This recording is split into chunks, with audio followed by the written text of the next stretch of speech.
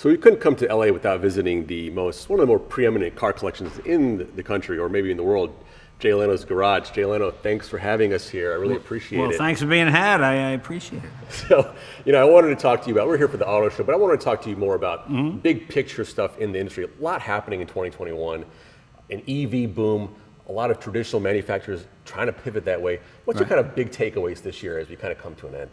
Well, the nice thing is, at least as far as from the American side, American manufacturing is now being run by engineers. In the 70s, 80s, even the 90s, we brought Bill in from Whirlpool. He's going to run the automotive division, and Jim from Maytag. They're not engineers. They're market people. I can remember when Chrysler was just turning out K cars just to turn them out, and hopefully we'll fix them under warranty. And luckily, all the companies now are being run by engineers. Mary Bauer is an engineer. Mark Royce at GM, he's at Nürburgring every weekend testing cars himself. Ford. It's really exciting.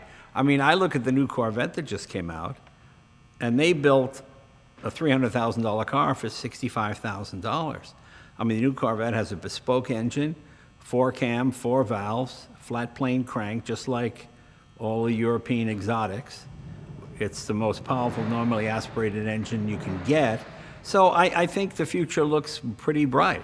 As far as electric, that's the future. I mean, right now you're in the golden age of internal combustion. Steam ran everything from about 1810 to about 1911. And then eventually gas engines came in. There was a point between 1900 and 1910, is it going to be electric? Is it going to be steam, or is it going to be internal combustion? Everybody had about a third of the market, and internal combustion, sometimes it's not necessarily the best solution, it's who gets there with the most product. When VCRs first came out, Beta was superior. So VCR people figured, let's just flood the market with VCRs, which people then put out VHS tapes. Even though it was not as good as Beta, it was the system everybody had, and it became the way to go. So, but people knew electric was good in the early 1900s. It's just that most people did not have electricity, and the home could not produce the amount of electricity. It would take maybe 36 or 40 hours to charge a car, so it just wasn't practical yet. But it was still one of the best ways to power an automobile. So we kind of reached this tipping point where electric is basically the future, and a lot of OEMs are going that way. But I got to talk about the big dog in the room. Sorry to use your production company name, but right. Tesla. Yeah. They are, they crossed that $1 trillion valuation, which is mind-boggling for a lot Well, of us. I mean, they are probably 8 to 10 years ahead in battery technology. I mean, to me, the genius of Tesla, Elon brought his Roadster here in 2007. There was only 1 or maybe 2 prototypes. And he said to me at that time, well, we're building infrastructure. We're going to build charging stations all up and down the highway. And I was going, yeah, that'll happen. It just sounded like pie in the sky. But he was really the first one to, because even now you have mainstream manufacturers. We have a new electric car. Where do you charge it? Oh, you can charge it anywhere. Well, no, you can't.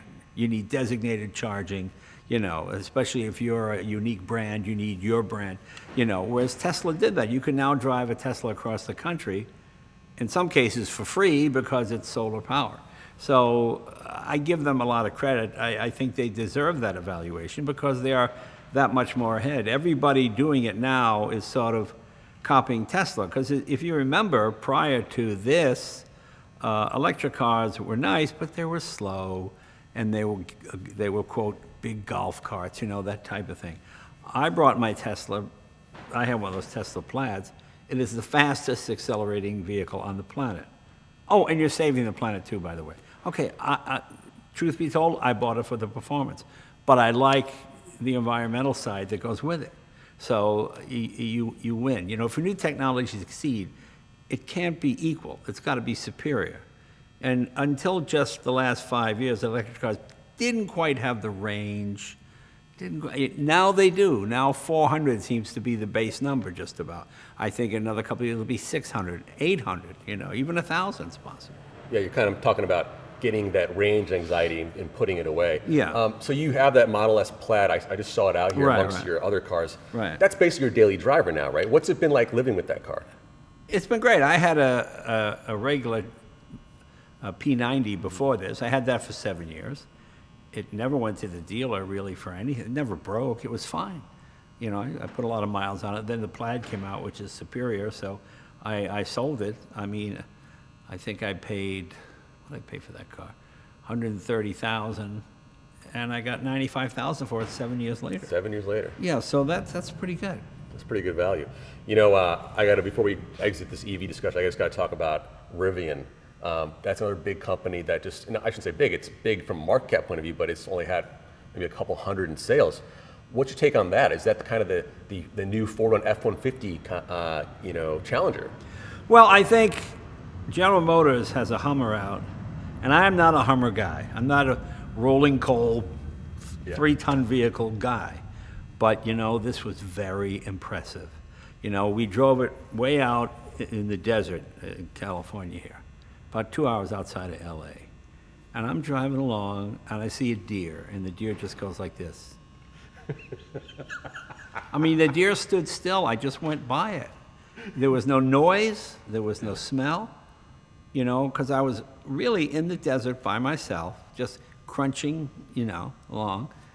And I could hear ring. I mean, I heard dirt bikes that were easily a mile or so away. Like, where's that I couldn't see them, but I could hear them. And I thought, how annoying that is, And here I am in this 10,000-pound vehicle that makes no noise at all. It goes 350 miles on a charge. Has the latest tech. It's impressive. It's impressive. I'm curious to see how Rivian does. And again, the car business is really hard because you can know electronics, but you might not know the car business. So I give Elon a lot of credit for turning out as many cars as he can. We'll see how the other people do. I wish them all well, but right now I tend to go with the originator.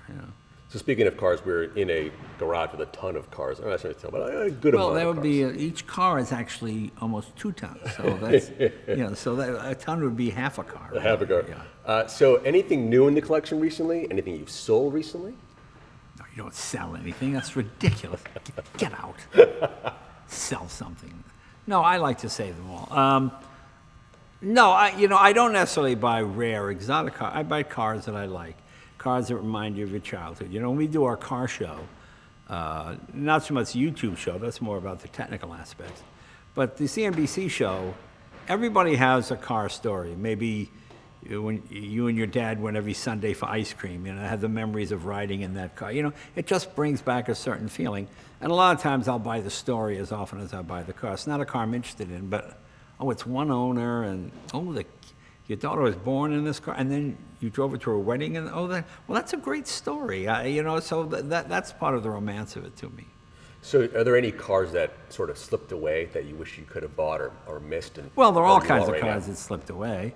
The race is not over, I'm happy with what I have. You ought to be happy with what you have, just make sure you have enough. That's my thing. No, I enjoy everything that I have. I mean, I enjoy working on them. I enjoy the mechanicalness of them. I'm in a business that's subjective. Some people think you're funny, some people think you suck, okay? And they're both right. If I don't make you laugh, then obviously I'm not doing the job. But, that guy's laughing. But when you have something that's broken, and you fix it, and you start it up and it runs, no one can say it's not running. You say, it's running now. Yes, I fixed it. You see, it's running now. And that's sort of the cathartic sort of thing about working on things. You have a beginning, middle, and end. In show business, you don't really, what is the end? It's the next project, is it, but when you fix something and it's running, and then you've accomplished something. I mean, there's a great sense of accomplishment when a car breaks down on the road, you open the hood, and you fix it, and you go, you feel like you've done something now, yeah. Most modern cars really can't do that. When they go, well, then you can call the tow guy, but that's about it. Something about that, working with your hands and taking your mind off everything else and just the flow of that whole working on your car. I think that's why you mentioned the YouTube channel where you actually focus more on the technical things. And for me, when I had a car, I loved that aspect of working on the car, even the smallest little thing. So I could see why that is. There's an appeal there, right? That's like an ancillary to your normal show. Right. The YouTube channel. So I wanted to ask you about season 9 of Jay Leno's Garage. How's that going? I know you got a bunch of interesting things. You took that Tesla out and broke a land speed record, isn't that right? Well, not a land speed, a quarter-mile record. That only lasted A day? A day or something like that. Yeah. I think they got some hunger striking employee who was about 100 pounds lighter than I was, and he beat me by a hundredth of a second. So, but that was funny. That was fun. So season 9's going well. Is there anything coming up that we should keep an eye on? No, we just starting our next season. I hope hopefully pretty soon. So we'll keep it going. It's fun. It's really light. There's no politics involved. You know, it's like that. It's like with the game show, the Bet Your Life. Everything is politics now, and I'm so divided. Everybody's so divided. Everything's a conspiracy. But you know, I think there's more that unites us and keeps us apart. Like on the game show, we get two people who have never met from different walks of life, and they have to team up to play the game and win. And it's fun to watch them helping one another to get to a common goal. You just don't see people working together towards a common goal. You know, when I turn on the news and I see people fighting over infrastructure, why do we need clean water and roads and bridges? This is ridiculous. Really? We're fighting over the fact you don't want to fix a bridge? I mean, I get the politics, okay, you don't want to, but really, it's a bridge. Cars are falling off the bridge, going in the water. Why are we all working together? Where's the WPA? You want to bring people in, give them jobs? It boggles my mind. So you mentioned the new show, You Bet Your Life. It's time for You Bet Your Life. Here's your host, Jay Leno. All right, say hello to Kevin Eubanks. Kevin, come on out.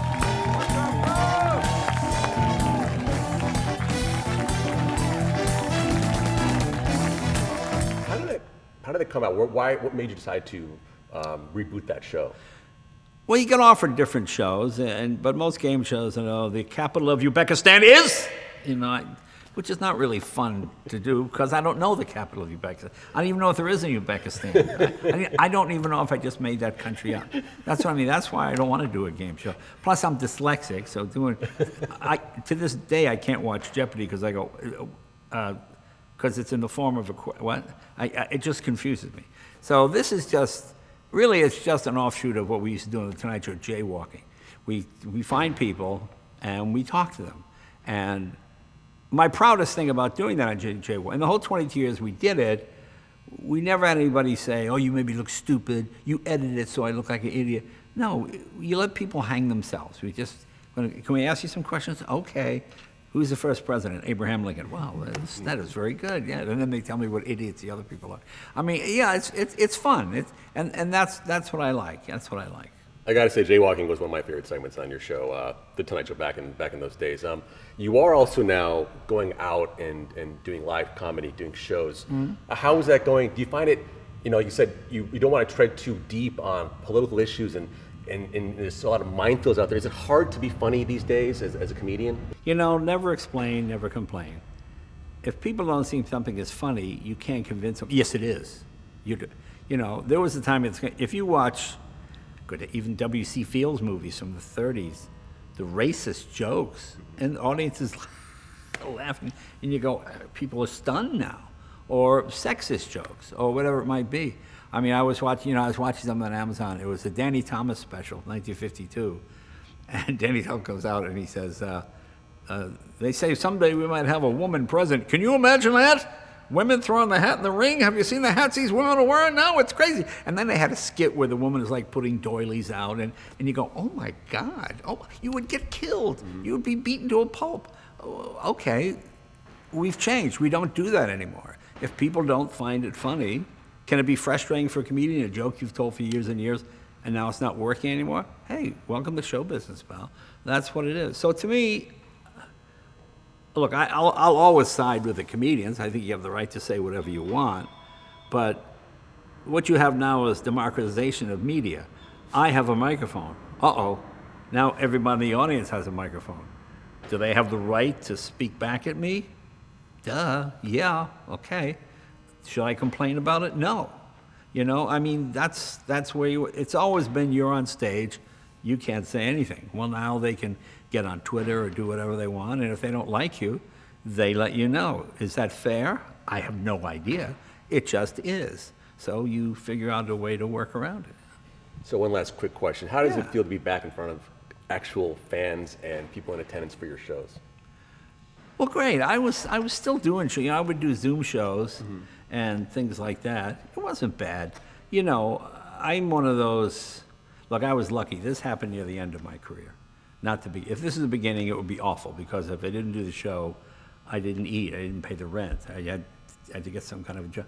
I'm not in that position. There are people everybody is far worse off. So to me, to have any sort of complaint about it, you know, and it's not like I'm here and everybody moved ahead. The world stopped. Everybody's in exactly the same place they were 2 years ago when it started.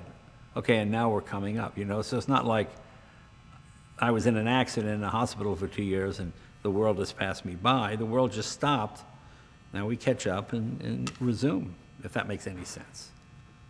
Well, we're here, and you know, we've diversified from comedy to cars, and you know, Yahoo Finance, we love that kind of stuff. So, Jay, thanks again for joining us. Thanks for having me on.